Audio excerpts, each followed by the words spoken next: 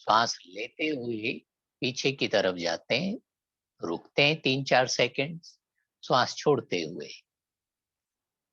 Front side bending, forward bending, relax, रुक जाएंगे। अभी हम करेंगे कटी शक्ति विकासक नंबर 4। दोनों हाथों को रखिएगा इस प्रकार खोलकर साइड्स में, श्वास छोड़ते हुए ऐसे बेंड कीजिए, फिर श्वास लेते हुए सामने की स्थिति में वापस लौटिए।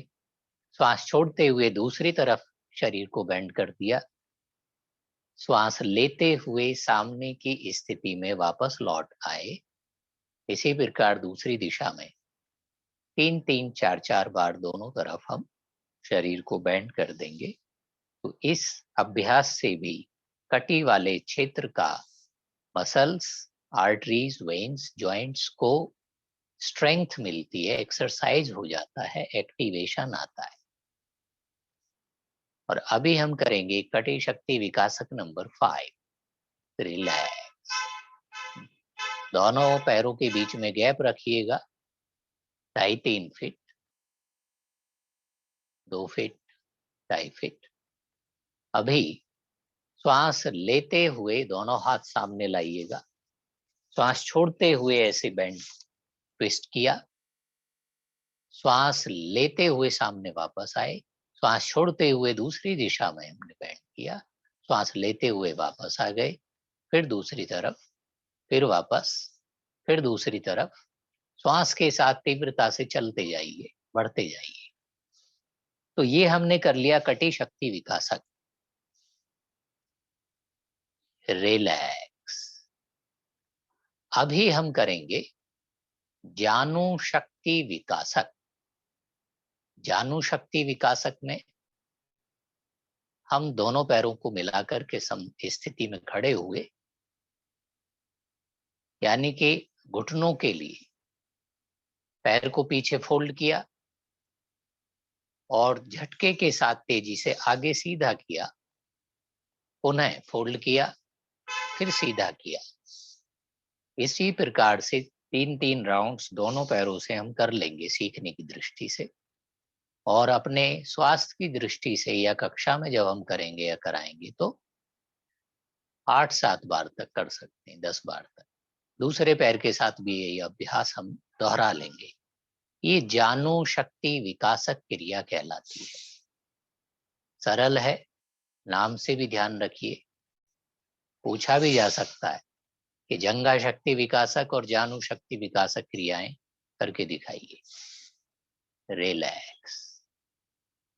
अभी हम कर लेंगे सूर्य नमस्कार के 4 राउंड्स। स्थिति रखेंगे सम स्थिति। नंबर 1 प्रणाम आसन, नंबर 2 हस्त उत्तान आसन, नंबर 3 पादहस्त आसन, नंबर 4 अश्व संचालन, नंबर 5 पर्वत आसन, नंबर 6 साष्टांग नमन, नेक्स्ट 7 भुजंग आसन, 8 पर्वत आसन, 9 अश्व संचालन, 10 पादहस्त आसन, 11 हस्त उत्तान आसन, 12 प्रणाम आसन। पुनः दोबारा दोहराएंगे, सम स्थिति में वापस लौट आए। पुनः हम अभ्यास करेंगे 1, 2, 3, 4, 5, 6, 7, 8, 9, 10, 11, 12। रिलैक्स। अभी हम 2 सूर्य नमस्कार का अभ्यास करेंगे, श्वास लेने और छोड़ने पर ध्यान देते हुए। नंबर 1, श्वास छोड़ना। फिर श्वास छोड़ते हुए हम मंत्र का गायन करते हैं, इसलिए हम श्वास छोड़ना कह रहे हैं। प्रणाम आसन में मंत्र का गायन होता है तो श्वास छूट जाता है। फिर श्वास लिया, 2, 3 श्वास छोड़ना, 4 श्वास लेना, 5 श्वास छोड़ना, 6 श्वास छोड़े ही रखना, 7 श्वास लेना, 8 श्वास छोड़ना, 9 श्वास लेना, 10 श्वास छोड़ना, 11 श्वास लेना, 12 श्वास छोड़ना। रिलैक्स। अभी हम पुनः श्वास लेने छोड़ने के अभ्यास के साथ सूर्य नमस्कार का एक और राउंड करेंगे। श्वास छोड़ते हैं प्रणाम आसन में, 1। फिर पूरक श्वास लेना, रेचक श्वास छोड़ना, पूरक, रेचक और रेचन किए हुए रुके रहना। नेक्स्ट, नमन आसन में। फिर पूरक, रेचक, पूरक, रेचक, पूरक और रेचक। रिलैक्स। अभी शरीर को शिथिल अवस्था में छोड़ दीजिए, फ्लोर पर शव आसन की स्थिति में।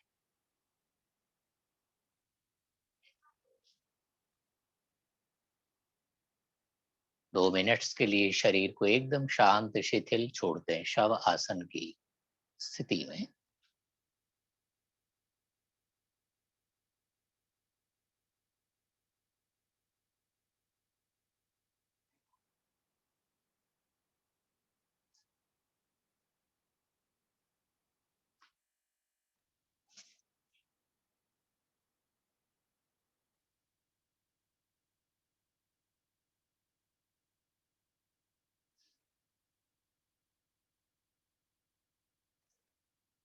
श्वासों को एकदम रिलैक्स्ड, नॉर्मल होने दीजिए, चलने दीजिए।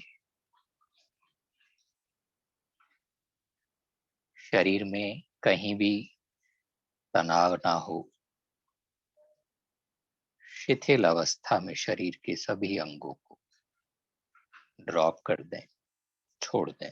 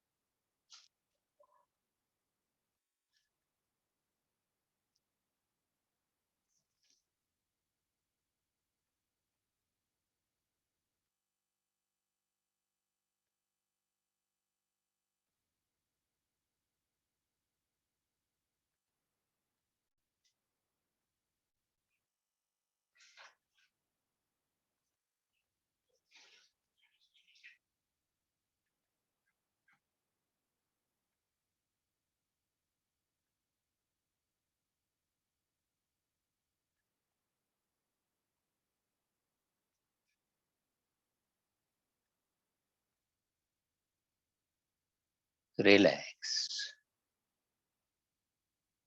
वापस एक्टिव कीजिए शरीर को, दोनों पैर मिलाइए, दोनों हाथ लाइए थाइस के बराबर में। करेंगे उत्तान पाद आसन। गहरा श्वास लेकर के रोक लिया, दोनों पैरों को 1 फीट लगभग फ्लोर से ऊपर उठाया और रुके रहे।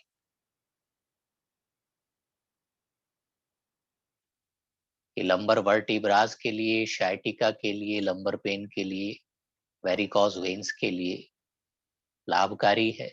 कॉन्स्टिपेशन, गैस्ट्रिक प्रॉब्लम की स्थिति में भी लाभकारी है। फिर श्वास छोड़ते हुए पैरों को धीरे धीरे वापस ले आएंगे। और अभी हम कर लेंगे अर्ध हल आसन। गहरा श्वास लेकर के रोक लिया, दोनों पैरों को ऊपर उठाया 90 डिग्री के पोजीशन में, ऊपर स्ट्रेच अप कर दिया। गहरे श्वास लीजिए, श्वास छोड़िए, श्वास को चलने दीजिए। अर्ध हल आसन। और यहीं से हम विपरीत करणी मुद्रा की स्थिति में आगे बढ़ जाएंगे। सर्वांग आसन जैसी स्थिति। सर्वांग आसन में पैर ऊपर की तरफ सीधे रहते हैं। विपरीत करणी में पैर बिल्कुल सीधे नहीं रहते, पीछे की तरफ हल्के बैंड हो जाते हैं। शरीर बैंड हो जाता है पीछे की तरफ। ये विपरीत करणी मुद्रा कहलाता है। रिलैक्स। अभी शरीर को धीमे धीमे वापस ले आइए, दोनों हाथों को फ्लोर पर शिथिल छोड़ दीजिए। और अभी हम करेंगे सेतु आसन या सेतुबद्ध आसन। दोनों पैरों को फोल्ड कर लीजिए, घुटने फोल्ड कर लीजिए, दोनों पैरों को, पंजों को रखिएगा फ्लोर पर। दोनों पंजों के बीच में गैप रखिएगा 1-1.5 फीट। एंकल को होल्ड कर लीजिए, टखनों को। गहरा श्वास लेकर के रोक लिया, पेट, पीठ, लोअर बैक को उठाइए ऊपर, पुल की भांति शरीर को उठाइए, साधिए। श्वासों को छोड़िए, लीजिए, चलने दीजिए। गहरे श्वास, प्रश्वास की प्रक्रिया। और फिर श्वास छोड़ते हुए धीरे धीरे शरीर को वापस ले आइए, फ्लोर पर शिथिल अवस्था में छोड़ दीजिए।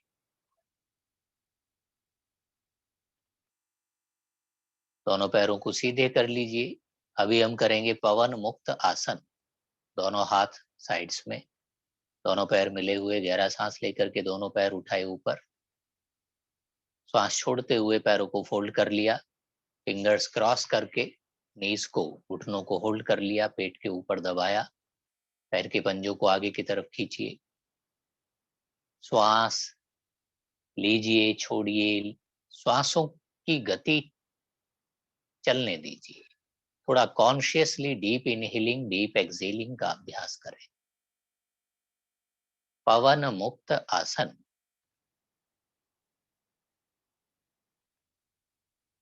आपने पहले उत्तान पादासन किया, फिर अर्ध हल आसन कर लिया, विपरीत करणी मुद्रा कर लिया, सेतुबद्ध आसन कर लिया। अभी कर रहे हैं पवन मुक्त आसन का अभ्यास। रिलैक्स। हाथों को रिलीज कर दीजिए। गहरा सांस लेकर के पैर सीधे कीजिए ऊपर। श्वास छोड़ते हुए पैरों को वापस धीरे धीरे फ्लोर पर लाकर शिथिल अवस्था में छोड़ दीजिए।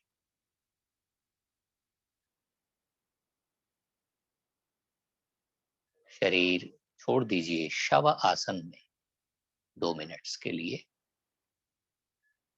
और अभी 2-3 मिनट्स हम साउंड या वीडियो ऑफ कर देंगे। उसके पश्चात हम वापस लौटेंगे क्वेश्चंस के साथ। आप स्क्रीन पे क्वेश्चंस देख पाएंगे, हम उसको सेट कर देंगे। और क्वेश्चंस को देखते हुए हम सुन पाएंगे, बोल पाएंगे, यानी कि अपना क्वेश्चन पेपर को हल करेंगे। एक्सरसाइज हम करेंगे कि किस प्रकार से किस मॉडल पर, किस पैटर्न पर और किस लेवल के क्वेश्चंस हमें थियोरी में आने वाले होते हैं। शरीर को शिथिल छोड़े रखिए 2-3 मिनट्स विश्राम अवस्था में।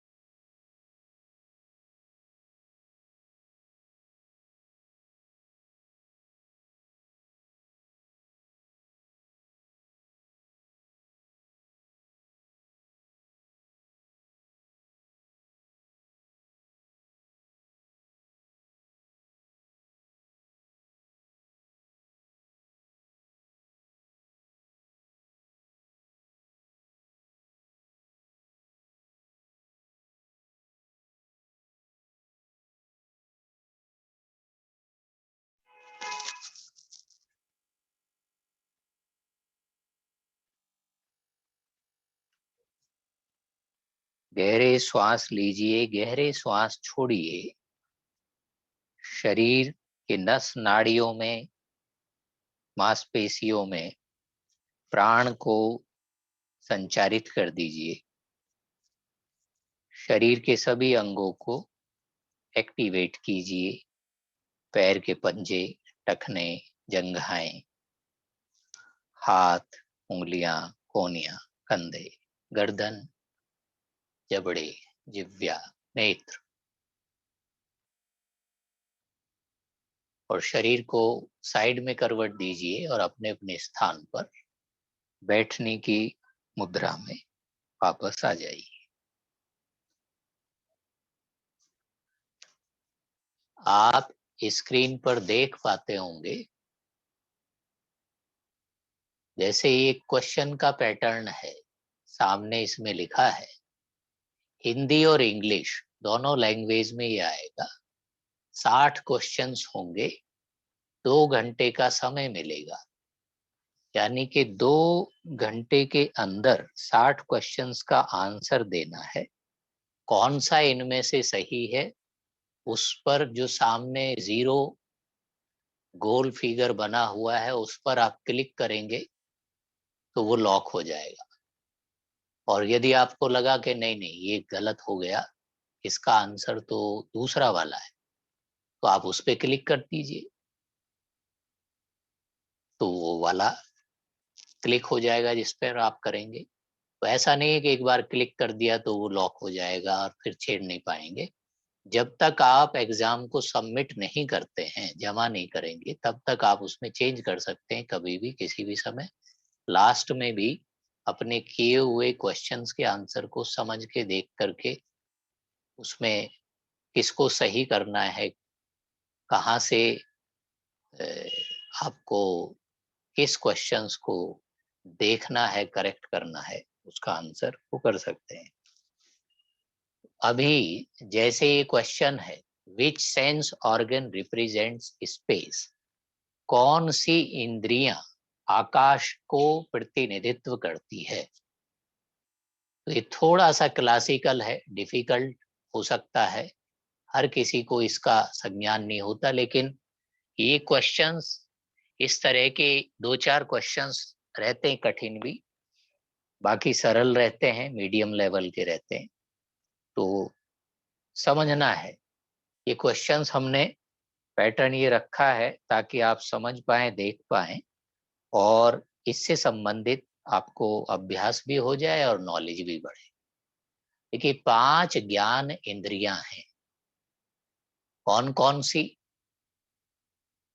यहाँ 4 तो सामने लिखी हुई हैं, जिह्वा, कान, आंख और स्किन और नासिका।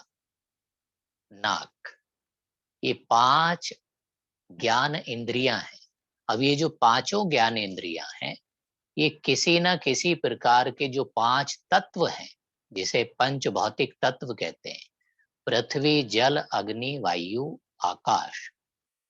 पृथ्वी, जल, अग्नि, वायु, आकाश में से किसी न किसी इंद्रिय से इनका संबंध, यानी कि 5 ज्ञान इंद्रियां 5 तत्वों से संबंधित होती है।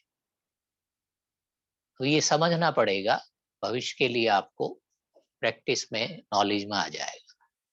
जैसे जो पृथ्वी तत्व है, पृथ्वी तत्व का संबंध होता है नासिका से, और जल तत्व का संबंध होता है जिह्वा से, फिर अग्नि तत्व का संबंध होता है नेत्रों से, और वायु तत्व का संबंध है स्किन से, स्पर्श संबंधी, और स्पेस का है कानों से। यानी कि आकाश, स्पेस, स्पेस का प्रतिनिधित्व कौन करते हैं, यानी कि कान। इसका उत्तर है ईयर्स, यानी कि कौन सी इंद्रियां आकाश को प्रतिनिधित्व, आकाश का प्रतिनिधित्व करती हैं। आकाश से कौन सी इंद्रियों का संबंध है इसमें? आकाश से संबंध है कान का। तो उस पर हम प्रेस कर देंगे। फॉर एग्जाम्पल हम इसको करना चाहते हैं राइट, तो आप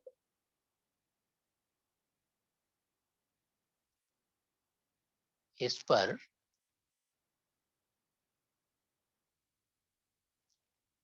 ऐसे क्लिक कर पाएंगे।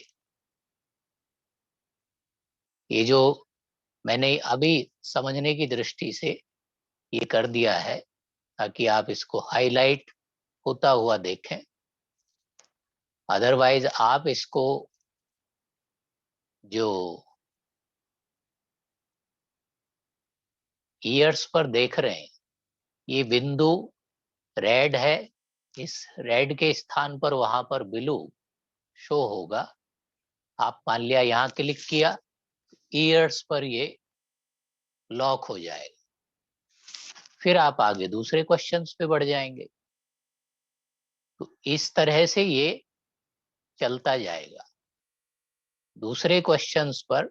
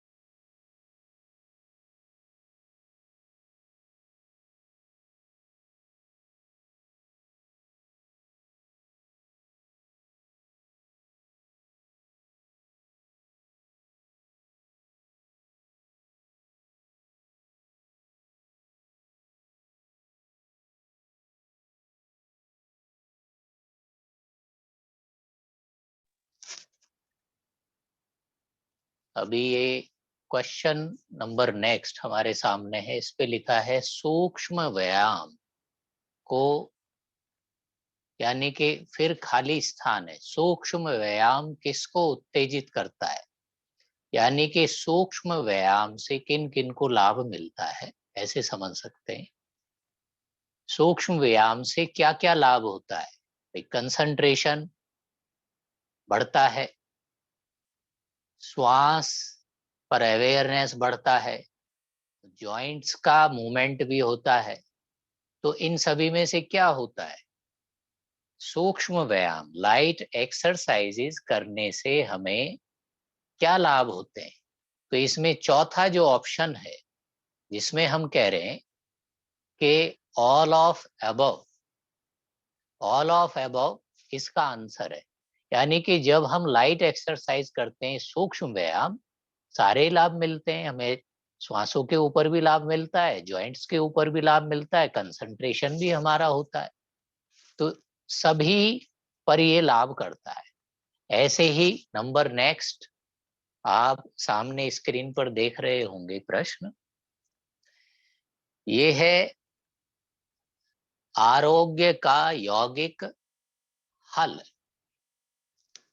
यानी कि हम हेल्थ के लिए योग का सॉल्यूशन चाहते हैं, योग हेल्थ के लिए कर रहे हैं। तो योग हेल्थ के लिए करने से हमें क्या क्या ध्यान में रखना है?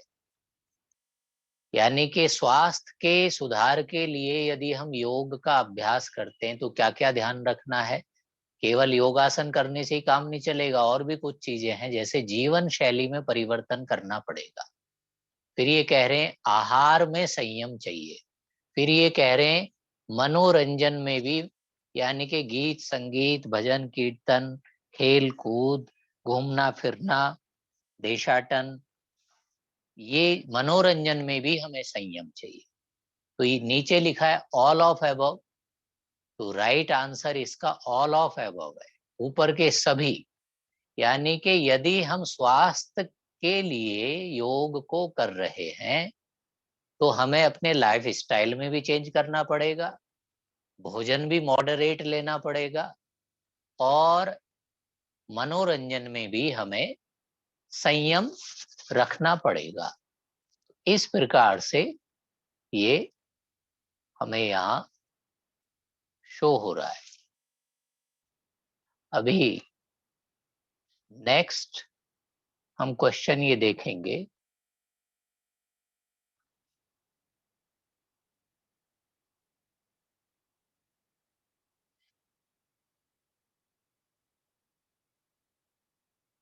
ये अलग अलग स्थान से हमने ले लिए हैं। जैसे व्यक्तित्व को पुराने ग्रंथों में के नाम से बताया है, यानी कि पर्सनैलिटी को हमारे शास्त्रों में किस नाम से जाना जाता है? स्वभाव से, दोष से, गुणास से, या ऊपर कोई सा भी इसमें से नहीं है सही? तो पर्सनैलिटी माने क्या है? गुणों से मतलब है, दोष से मतलब है, स्वभाव से मतलब है, या ऊपर कोई भी सही नहीं है? तो पर्सनैलिटी का मतलब स्वभाव से है। व्यक्ति का स्वभाव कैसा है वैसी उसकी पर्सनैलिटी हम मानते हैं। तो स्वभाव पर राइट का निशान कर देंगे। यही हम देखते हैं नेक्स्ट,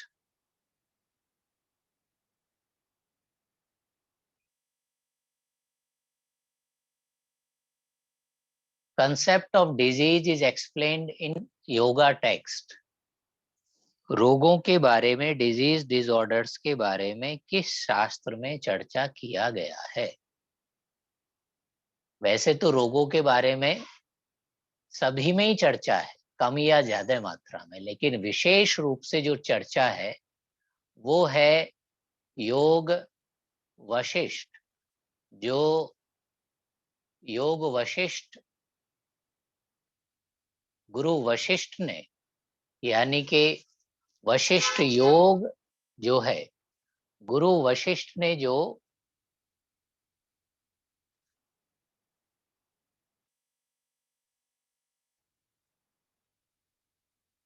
श्री राम भगवान को योगा सिखाया, उसे हम कहते हैं योग वशिष्ठ।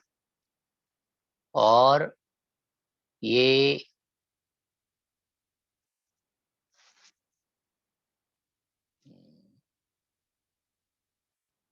योग वशिष्ठ पर हम इस प्रकार से क्लिक कर देंगे और फिर ऐसे ही नेक्स्ट हम क्वेश्चन पर चले जाएंगे।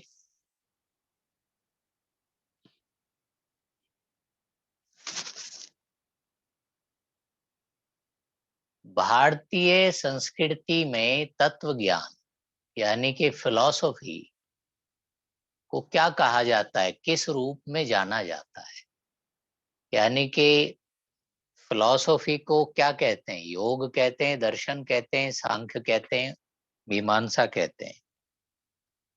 तो फिलॉसफी का मतलब है दर्शन से, तो दर्शन इसका आंसर होगा। फिर ऐसे ही हम नेक्स्ट देख रहे हैं, धारणा, ध्यान, समाधि, ये सभी एक साथ मिलकर के क्या कहलाता है? तो एक सूत्र है पातंजलि सूत्राज में, उसमें धारणा, ध्यान, समाधि को संयम कहा गया है। तीनों एक साथ संयम कहलाते हैं। तो संयम वाले यानी कि चौथे ऑप्शन पर हम क्लिक कर देंगे। ऐसे ही इसमें लिखा है, बहिरंग और अंतरंग योग के बीच ब्रिज का काम कौन करता है?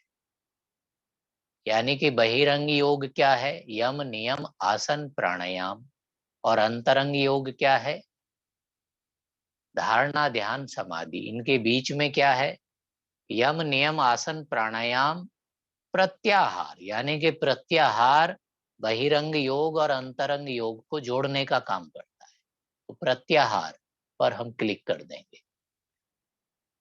नेक्स्ट हम देखेंगे कि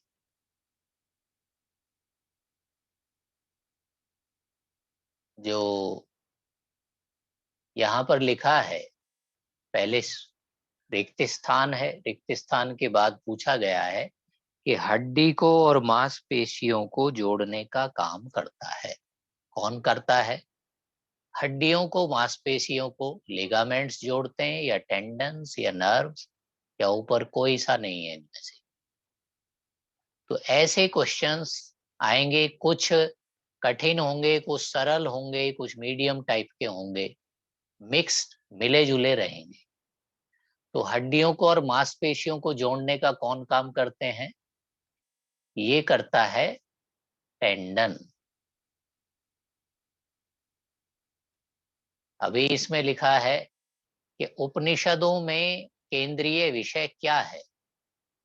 उपनिषदों में मुख्य रूप से किस विषय पर चर्चा या ज्ञान मिलता है? उपनिषद जब हम पढ़ते हैं तो उसमें क्या हमें पढ़ने को, सीखने को अधिकांशतः मिलता है? तो इसमें लिखा है, उपनिषद पढ़ने से हमें योग के बारे में पता लगता है, जप के बारे में, मंत्रों के बारे में, ध्यान के बारे में। तो इसका आंसर है योगा। ये हम इसलिए भी अभ्यास करा रहे हैं, चिंता करने का विषय नहीं है। ये जो 60 क्वेश्चंस होते हैं, कई सारे क्वेश्चंस तो इन्हीं में से मिल जाते हैं। 2-3 क्वेश्चंस पेपर हम आपको करा देंगे तो 60 में से 20-30 क्वेश्चंस तो इन्हीं में से मिल जाएंगे। 10 एक क्वेश्चंस आप अपने अनुमान से कर लेंगे, जनरल नॉलेज टाइप के रहते हैं, सामान्य संस्कृति के ज्ञान से संबंधित। और 10-5 क्वेश्चंस कठिन हो सकते हैं। ऐसे ही यहाँ पूछा गया है कि हठ योग प्रदीपिका के अनुसार किसके अभ्यास से, उचित अभ्यास से सब प्रकार की व्याधियों को दूर कर सकते हैं? तो हठ योग ये कहता है कि प्राणायाम के माध्यम से हम सारी बीमारियां दूर कर सकते हैं। तो इसका आंसर है प्राणायाम। ऐसे ही मनन, जैसे चिंतन मनन हम कहते हैं, तो मनन किसका भाग है? तो मनन जो है वो राजयोग का भाग है। ये इसका आंसर है। ऐसे ही षट क्रिया किसका संतुलन करती है? षट क्रिया माने षट कर्म, जो हमने आपको चर्चा किया था, षट कर्मास, न्यौली द्योति वस्ती, त्राटक कपालभाति नेति। तो वो षट कर्मास से क्या लाभ होता है, किसका संतुलन करता है षट कर्म? त्रिगुणों का, तीन तापों का, या तीन दोषों का, या इनमें से कोई नहीं? तो इसका आंसर है तीन दोषास, त्रिदोषास। त्रिदोषास का संतुलन करता है षट क्रिया। ऐसे ही इसमें लिखा है कि हार्मोन्स जो हैं शरीर के अंदर जो बनते हैं, वो किस किस को नियंत्रण करते हैं? ग्रोथ को, सेक्सुअल डेवलपमेंट को, मेटाबॉलिज्म को, ऑल ऑफ अबव, या सभी को? तो ये जो फोर्थ नंबर है, ये इसका आंसर है। या हार्मोन्स जो है सभी को रेगुलेट करते हैं, कंट्रोल करते हैं, चाहे वो मेटाबॉलिज्म है, चाहे वो ग्रोथ है। ऐसे ही यहाँ लिखा हुआ है हठ योग प्रदीपिका किसके ऊपर जोर देता है? हठ योग और पातंजलि योग, ये मुख्य रूप से हम सीखते हैं, सीखा है। तो हठ योग किस पर अधिक जोर देता है? विशेष रूप से किसका अभ्यास हम विशेष रूप से करते हैं इनमें से? यानी कि स्वयं के शुद्धिकरण पर जोर है हठ योग का, शरीर के शुद्धिकरण का, मन के शुद्धिकरण का, या ऊपर कोई नहीं है इनमें से? तो हठ योग जो है बॉडी के प्यूरिफिकेशन के लिए, क्योंकि षट कर्मास के माध्यम से फिजिकल बॉडी का ही प्यूरिफिकेशन होता है मुख्य रूप से, तो हठ योग जो है वो फिजिकल बॉडी के प्यूरिफिकेशन पर काम करता है। ऐसे ही यहाँ लिखा है कि सांख्य तत्व के ओरिजिनेटर, प्रवर्तक कौन है? सांख्य के हैं कपिल, ऋषि कपिल। और ऐसे ही न्याय, ये न्याय और सांख्य क्या है? देखिए, षड दर्शन है, षड माने सिक्स, दर्शन माने फिलॉसफी। 6 फिलॉसफीज हैं, और 6 फिलॉसफी में क्या क्या है? न्याय, मीमांसा, वैशेषिका, योगा और वेदांता, और आपका सांख्य। तो ये 6 दर्शन है, योग उनमें से एक है, सांख्य दूसरा है। तो सांख्य, जैसे योग तो मुख्य रूप से महर्षि पतंजलि ने बताया है, पढ़ाया है, सिखाया है, ऐसे ही सांख्य किसने बताया है? तो ये क्वेश्चन है। तो सांख्य किनसे संबंधित है? ऋषि कपिल से संबंधित है, ऐसे ध्यान रखना है।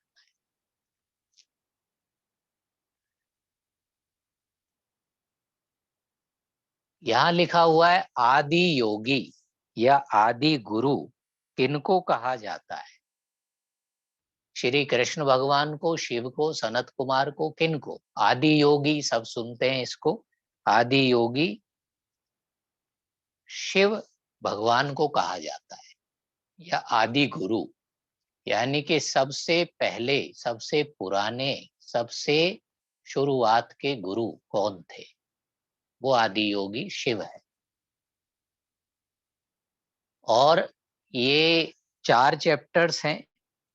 4 चैप्टर में पहला चैप्टर है समाधिपाद, दूसरा है साधनापाद, तीसरा है विभूति, चौथा है कैवल्य। 4 चैप्टर्स में से जो दूसरा है साधना, ये कह रहे हैं कि साधना वाला चैप्टर किससे आरंभ होता है? तो साधना वाला जो चैप्टर है वो क्रिया योग के बारे में बताते हुए शुरू होता है। वेद किस शब्द से बना है, यानी कि वेद का अर्थ क्या है? वेद शब्द का अर्थ क्या है? वेद से मतलब समझना है, देखना है, जानना है, सुनना है। तो वेद का अर्थ है, वेद का मतलब है।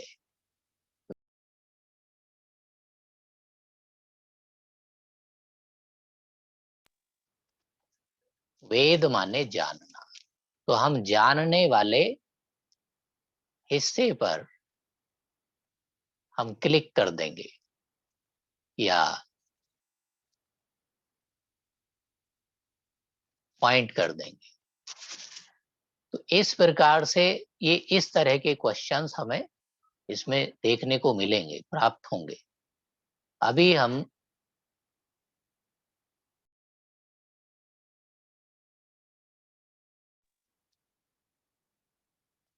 जैसे गैरंड संहिता एक किताब है, उसमें जो प्यूरिफिकेशन का, शुद्धिकरण का प्रोसेस है, उसे कहा जाता है घट शुद्धि। षट कर्म षट क्रिया जो है वो हठ योग में होता है, और घट शुद्धि कहा जाता है शरीर की शुद्धि को ही। घट माने घड़ा होता है वैसे, लेकिन घट शुद्धि नाम दिया है गैरंड संहिता के अंदर शरीर के शोधन को। ऐसे ही और क्वेश्चंस हो सकता है, जैसे ये है कि तनाव के प्रति शारीरिक प्रतिक्रिया है। तनाव जब होता है तो शरीर में क्या क्या, शरीर में क्या क्या प्रतिक्रिया होती है। तो तनाव होने की स्थिति में शरीर में ब्लड प्रेशर बढ़ जाएगा, पसीना आएगा, दिल की धड़कनें बढ़ जाएंगी। तनाव टेंशन होने की स्थिति में ऊपर के सभी सभी चीजें होंगी। तो इसका आंसर फोर्थ है, ऑल ऑफ अबव। यानी कि जो सारी चीजें ऊपर लिखी हैं सारा ही कुछ होने लगेगा यदि टेंशन होगा। टेंशन होने से ब्लड प्रेशर भी बढ़ेगा, पसीना भी आएगा, हार्ट की बीट्स फास्ट हो जाएंगी। इस तरीके से इसमें लिखा है, पतंजलि के अनुसार अभ्यास और वैराग्य से क्या लाभ होता है। तो मन का प्रतिरोध, मन का संतुलन, मन पर दबाव या इनमें से कोई नहीं। तो योगश्चित्त वृत्ति निरोधा, निरोधा माने प्रतिरोधा, यानी कि रेस्ट्रेनिंग ऑफ माइंड, मन का प्रतिरोध। तो इसका आंसर जो होगा वो है मन का प्रतिरोध। हम उस पर इसको क्लिक कर देंगे। मन का प्रतिरोध यानी कि रेस्ट्रेनिंग ऑफ माइंड, इसका आंसर होगा योगश्चित्त वृत्ति निरोधा। ये हमने पढ़ा भी है। तो ये उसी को थोड़ा घुमा फिरा के पूछा गया है, अलग टाइप से पूछा गया है। पतंजलि के अनुसार आसनों से क्या परिणाम होता है, आसनों को करने से क्या रिजल्ट आता है, क्या इफेक्ट आता है। तो इसमें जो चौथा आंसर है, द्वंद्वों से मुक्ति, यानी कि सुख दुख से, अच्छे बुरे से, सर्दी गर्मी से, और मान अपमान से। योग आसन आदि करने से हम सम स्थिति में आ जाते हैं, यानी कि द्वंद्व जो है उससे मुक्ति मिलती है। ये इसका आंसर है। ऐसे ही नेक्स्ट है कि हठ योग में पिंगला नाड़ी जो है, पिंगला नाड़ी राइट साइड होती है, हमने बताया था, राइट नॉस्ट्रिल। तो राइट नॉस्ट्रिल किसको रिप्रेजेंट करता है, किसका प्रतिनिधित्व करता है, यानी कि पॉजिटिव फोर्स को, नेगेटिव फोर्स को, या न्यूट्रल को। तो राइट साइड पॉजिटिव चार्ज होता है तो पॉजिटिव फोर्स को करता है। तो इसमें हम पॉजिटिव फोर्स पर क्लिक कर देंगे। पॉजिटिव फोर्स पर हम राइट का निशान कर देंगे, लॉक कर देंगे। ये इसका आंसर है। तो इस प्रकार के ये क्वेश्चंस रहेंगे। और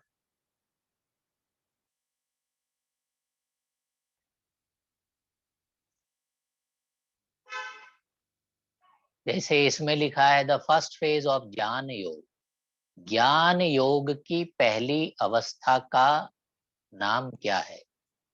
ज्ञान योग में सबसे पहले क्या आता है? ज्ञान योग की पहली अवस्था, यानी कि ज्ञान योग करने के लिए, ज्ञान प्राप्त करने के लिए सबसे पहले आप क्या करते हैं? चिंतन करेंगे पहले क्या? मनन करेंगे क्या? श्रवण करेंगे? इसका आंसर है श्रवण। ज्ञान तभी प्राप्त होता है, पहले तो आप सुनेंगे ही, चिंतन मनन तो बाद में करेंगे। यानी कि जब कोई चीज सुनी नहीं तो उस पे चिंतन क्या करेंगे और क्या मनन करेंगे? सबसे पहले श्रवण आता है। सबसे, किसी भी चीज को, किसी भी सामान्य ज्ञान हो, किसी व्यक्ति के बारे में ज्ञान हो, शास्त्रों के बारे में ज्ञान हो, योग का ज्ञान हो, सबसे पहले आप उसके बारे में सुनते हैं। यानी कि ज्ञान योग की पहली अवस्था किससे शुरू होती है? श्रवण से। तो जो श्रवण है, इस पर आप राइट का निशान लगा देंगे। ऐसे ही अष्टांग योग तो बताता है ऋषि पातंजलि, सप्तांग योग यानी कि 7 अंग वाला बताते हैं घेरंड संहिता। तो ऋषि पातंजलि के किताब में अष्टांग योग है, और ऋषि घेरंड की जो किताब है, पुस्तक है घेरंड संहिता, उसमें जो योग है दैट इज नोन एज सप्तांग योग। और स्वामी स्वात्मा राम ये हठ योग के प्रवर्तक हैं, ऐसे ध्यान रखिए। जैसे यहाँ लिखा है मनोवैज्ञानिक द्वंद किस कारण से होता है? गलत हैबिट के कारण, गलत संग के कारण, या आसक्ति विरक्ति के कारण, या ऊपर के सभी रीजंस हैं। तो यानी कि मन, मनोवैज्ञानिक जो बीमारियां होती है, मन में जो द्वंद क्रिएट होता है, मन के अंदर जो उठापटक शुरू होती है, उसके लिए कौन कौन कारण है? तो ऑल ऑफ अबव, ऊपर के सभी कारण, गलत आदतें, गलत संग, और गलत चीजों से जुड़े रहना, अटैचमेंट रखना, या उनसे किसी चीजों से भागना।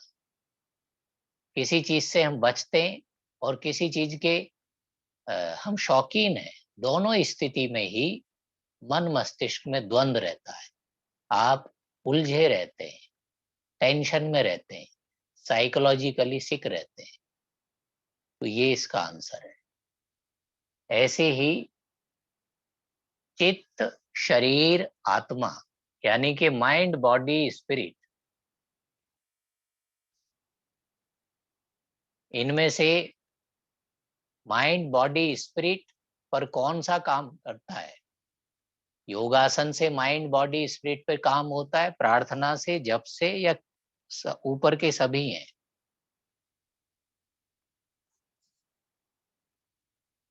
यानी कि माइंड, बॉडी और स्पिरिट।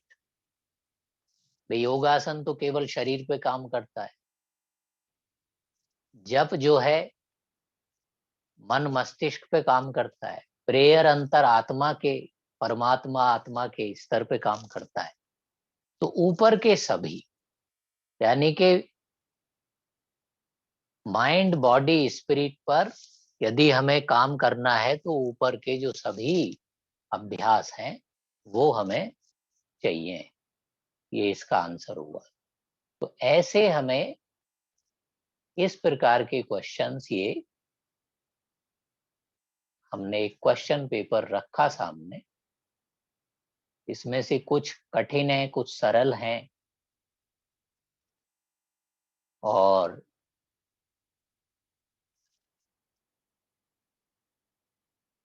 सभी क्वेश्चंस जितने भी आप करेंगे, चिंता नहीं करना, उसमें कोई क्वेश्चन गलत भी होगा तो उसमें नेगेटिव मार्किंग नहीं है।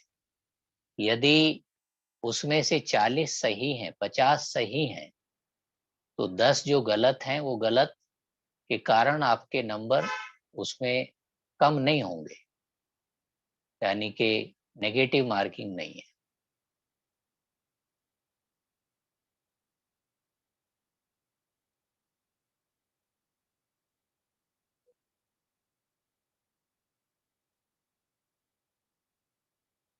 तो इसमें 2-4 क्वेश्चंस बायोलॉजी से आ जाते हैं, 2-4 क्वेश्चंस फिलॉसफी से आ जाते हैं, 2-4 क्वेश्चन सामान्य ज्ञान से आ जाते हैं, 2-3 क्वेश्चंस आपके योगासन प्राणायाम के अभ्यासों से आ जाते हैं, और 2-4 क्वेश्चंस आपके कुछ शास्त्रों से या संस्कृति से या समाज से संबंधित भी पूछ लेते हैं। मान लिया यही पूछ लिया कि आधुनिक समय में योग को प्रचारित करने वाले हैं, फिर नीचे लिख दिया स्वामी विवेकानंद, फिर लिख दिया स्वामी रामदेव, या फिर लिख दिया कोई दूसरे संत का नाम, या महर्षि पातंजलि। तो आधुनिक युग में तो महर्षि पातंजलि हुए ही नहीं, बहुत पहले हुए। तो आधुनिक युग में स्वामी विवेकानंद जी को योग का प्रचारक और आध्यात्मिक ज्ञान का, भारत दर्शन का प्रचारक माना जाता है। ऐसे क्वेश्चंस पूछे जा सकते हैं। या ये पूछा जा सकता है, जैसे क्वेश्चन लिख दिया कि अष्टांग योग के प्रवर्तक हैं, अष्टांग योग के बनाने वाले यानी चलाने वाले कौन है, तो नीचे लिख दिया स्वामी दयानंद, स्वामी विवेकानंद, गुरु गोरखनाथ, महर्षि पातंजलि। तो उसमें से चारों में से कौन सा सही है, तो आप महर्षि पातंजलि पर क्लिक कर देंगे। तो इस प्रकार के क्वेश्चंस रहेंगे। अब ये आपको चिंता हो रहा होगा कि ये तो इसमें बहुत डिफिकल्ट क्वेश्चंस भी हैं। ये बात सही है कि इसमें कुछ क्वेश्चंस सरल भी हैं, तो कुछ क्वेश्चंस सामान्य तरीके के हैं और कुछ डिफिकल्ट भी हैं। तो ये हमें ध्यान में रखना है कि आने वाले 1 सप्ताह तक हम आपको रोज एक क्वेश्चन पेपर हल कराएंगे, और जो 6-7 दिनों तक क्वेश्चन पेपर हल करते रहेंगे, ये निश्चित मानिए इन्हीं क्वेश्चंस पेपर्स में से ही मैक्सिमम क्वेश्चंस आपको अपने एग्जाम में मिल जाएंगे।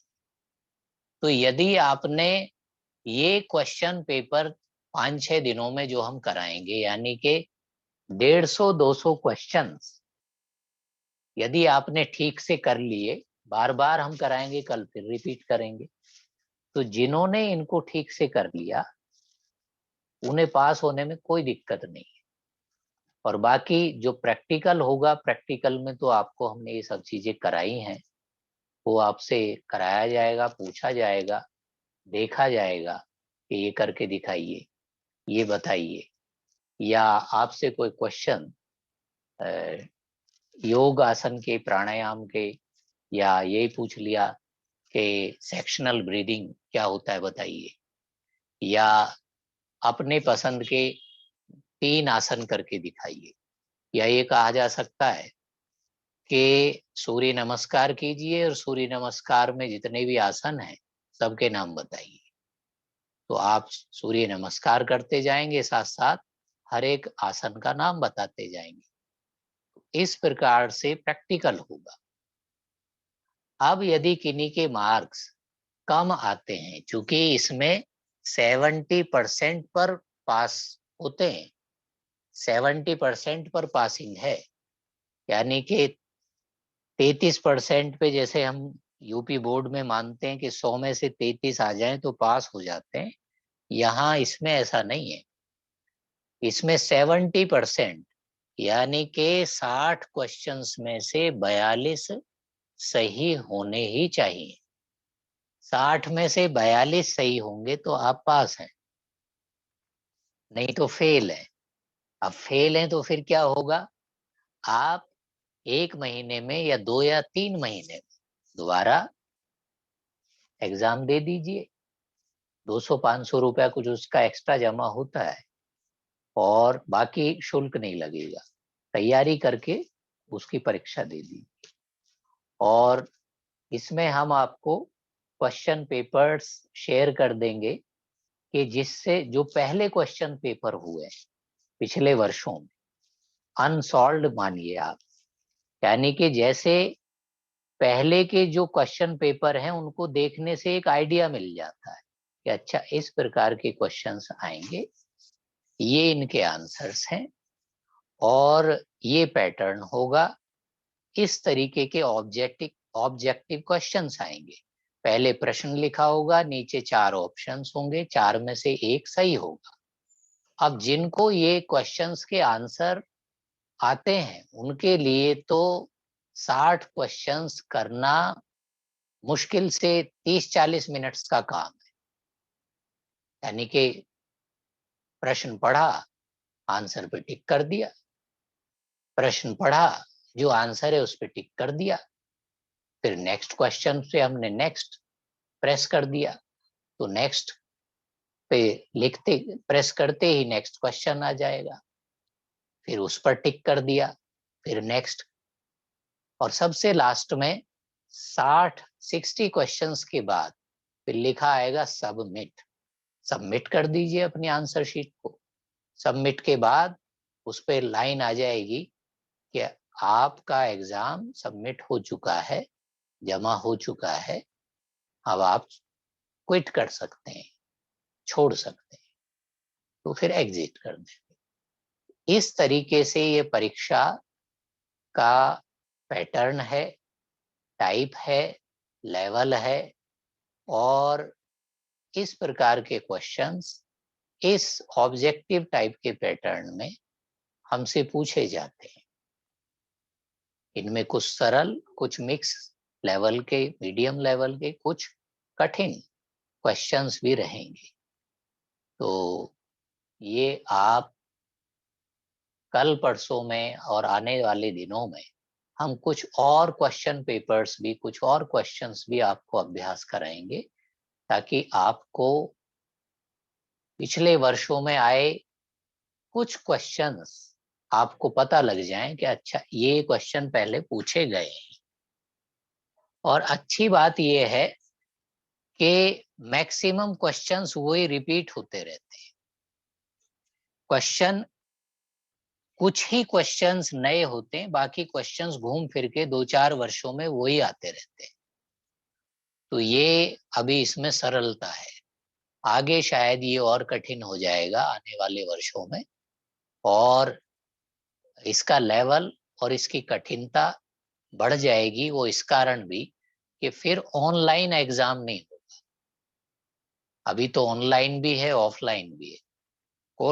कोरोना से पहले ऑनलाइन नहीं था, आपको सेंटर में जाना पड़ता था, वहां पर एग्जामिनर बैठते थे, एग्जामिनर 2-3 एग्जामिनर्स की उपस्थिति में आप अपना एग्जाम लिखते थे।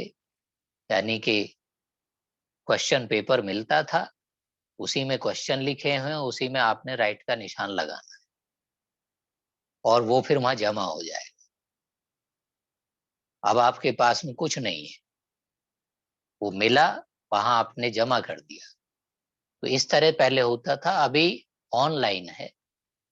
ऑनलाइन में ये सुविधा है कि आप थोड़ा कंफर्टेबल रहते हैं, रिलैक्स्ड वे में रहते हैं, अपने घर पर रहते हुए ये कर सकते हैं। और इसकी तैयारी आप पहले से रखें। इससे संबंधित भविष्य में हम और भी अभ्यास ऐसे कराएंगे। और यदि कोई व्यक्ति 60 क्वेश्चंस के 3 पेपर्स, 4 पेपर्स ठीक से सॉल्व कर ले, पहले वाले पिछले 3-4 वर्षों के, यानी कि 200 क्वेश्चंस यदि आपने ठीक से ध्यान रख के 200-250 क्वेश्चंस, तो इसमें पास होने में दिक्कत नहीं आती है। तो ये हम आपको अलग से भी चर्चा कर देंगे और गाइड कर देंगे। और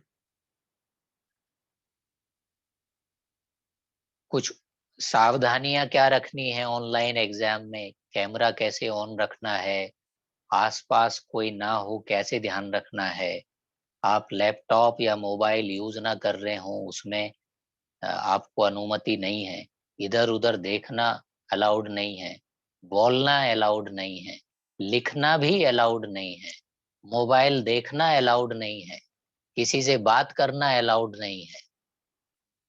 सामने आपके कैमरे खुले रहते हैं, कैमरे में दिखता रहता है कि आपका चेहरा किधर है, आपकी आंखें कहाँ हैं, आप बात कर रहे हैं।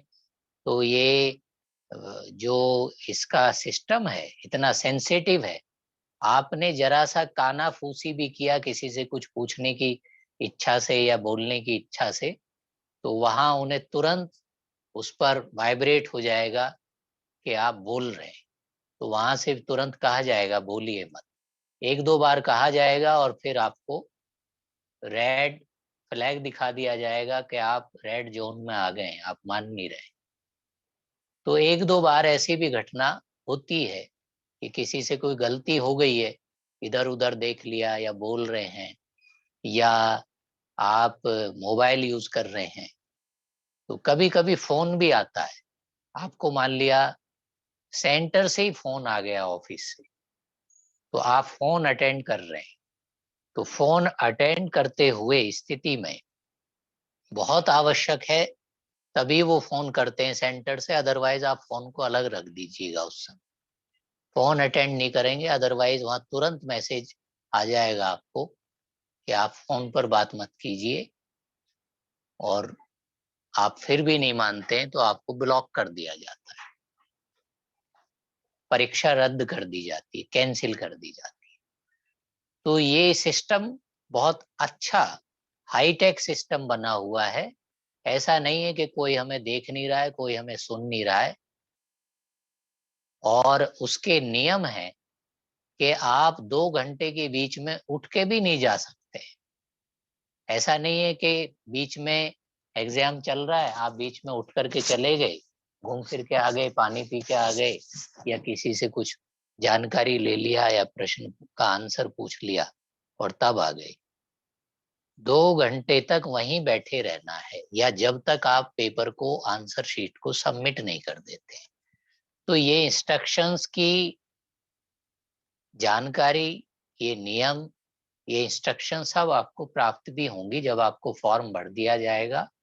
एग्जाम के 1 सप्ताह पहले ये इंस्ट्रक्शंस, ये गाइडलाइन, नियम क्या है, सावधानी क्या है, कहाँ वो लिंक है, कहाँ पर क्लिक करने से आप एग्जाम से जुड़ जाएंगे, और कैसे अपना फोटो सेट करना है, कैसे अपनी आईडी सेट करनी है, इसका प्रैक्टिस पहले कराया जाता है। तो ये हम अभी 4-6 दिन आपको अभ्यास कराएंगे, और 6 दिन के पश्चात फिर आपसे हम पूछ लेंगे कौन कौन परीक्षाएं किस किस डेट्स में देना चाहते हैं। सैटरडे संडेज में जनरली ये परीक्षाएं होती हैं। तो ऑनलाइन परीक्षा में ये सुविधा है कि जैसे सरकार ने, गवर्नमेंट ने देश में एग्जामिनर्स बनाए हुए, तो उन एग्जामिनर्स की ड्यूटी लगा दी जाती है कि इन 10 स्टूडेंट्स को आप देखेंगे। तो ऑनलाइन में वो एग्जामिनर भी घर बैठे उनको देखते रहते हैं कि 10 के 10 उनके स्क्रीन पर आते रहते हैं, और वो उन्हें बैठे हुए देखते रहते हैं, कौन बोल रहा है, कौन लिख रहा है, कौन पढ़ रहा है, कौन मोबाइल चला रहा है, किसकी दृष्टि, किसका चेहरा कहाँ है, वो 10 पर ही उनका ध्यान रहता है। तो ऐसे बहुत सारे एग्जामिनर हैं। तो मान लिया आपका 10 का ग्रुप है, 6 लोगों का ग्रुप है, तो आपके ग्रुप के एग्जामिनर की दृष्टि आप पर होगी, और वो कैमरे के माध्यम से रहता है। टेक्नोलॉजी इतनी सेंसिटिव है कि कैमरे से पता लगता रहता है और सुनाई भी पड़ता रहता है। और स्पष्ट दिखाई रहता है, और उनके पास ये सुविधा रहती है कि वो अपने कैमरे को जूम करके भी देख सकते हैं। यानी कि जूम करके वो ये भी देख सकते हैं कि आपके आंखों की पुतलियां किधर है। ऐसा नहीं कि चेहरा तो सामने रखा हुआ है और तिरछी नजर से साइड में वो देख रहे हैं, या ऊपर सामने कोई खड़े होकर के आपको इशारा कर रहे हैं, आप उस तरफ को देख रहे हैं। तो ये सब अभ्यास और सावधानी इंस्ट्रक्शंस हमें प्राप्त भी होंगी, और सावधानी की दृष्टि से मैंने चर्चा भी किया है। तो अभी भविष्य में हम और अभ्यास करेंगे। अभी हम इस सत्र को यहीं समाप्त कर लेंगे।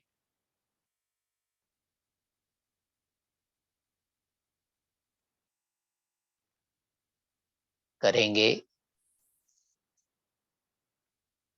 प्रणव ध्वनि ओम के साथ इस सत्र का समापन। आपके कुछ क्वेश्चंस होंगे, कल हम क्वेश्चंस भी लेंगे, और कुछ सुझाव भी, या कुछ परेशानी या दिक्कत या उसका सॉल्यूशन क्या है वो आप रख सकते हैं नेक्स्ट डे में। तो अभी हम इस सत्र को समापन करेंगे। गहरा श्वास लेकर श्वास छोड़ते हुए प्रणव ध्वनि ओमकार के गायन के साथ और मंत्र चैंटिंग के साथ।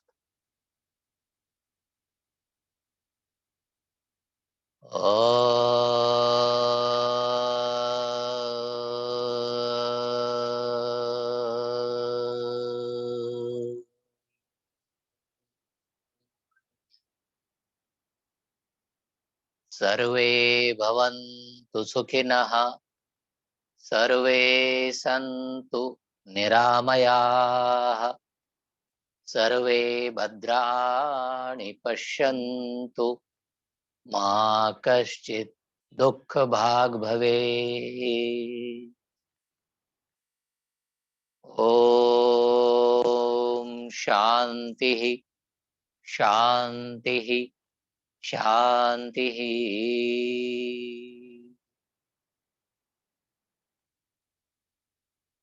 नमस्ते गुरुजी नमस्ते। नमस्ते गुरुजी। नमस्ते जी, नमस्ते जी सभी को। Thank you.